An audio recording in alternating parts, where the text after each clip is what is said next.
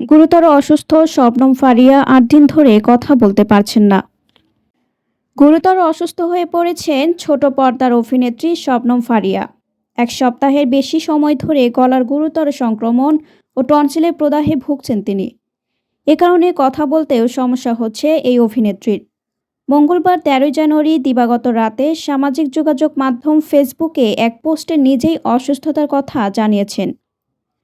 পোস্টে শবনম ফারিয়া লেখেন, গলায় গুরুতর সংক্রমণ ও টনসিলের প্রদাহে ভুগছি।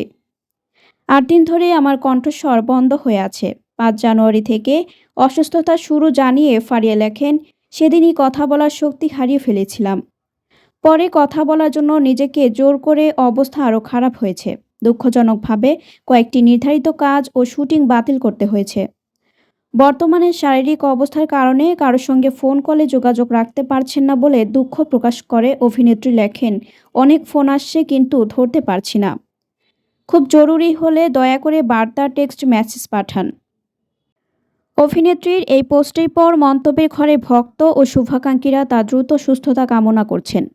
২০১৮ সালে দেবী চলচ্চিত্র দিয়ে সিনেমার জগতে প্রবেশ করেন শবনম ফারিয়া। যে কাজের জন্য তিনি শ্রেষ্ঠ পার্শ্ব অভিনেত্রী বিভাগে বাচসাস পুরস্কার এবং শ্রেষ্ঠ নবীন অভিনয়শিল্পী বিভাগে মেরিল প্রথম আলো পুরস্কার অর্জন করেন।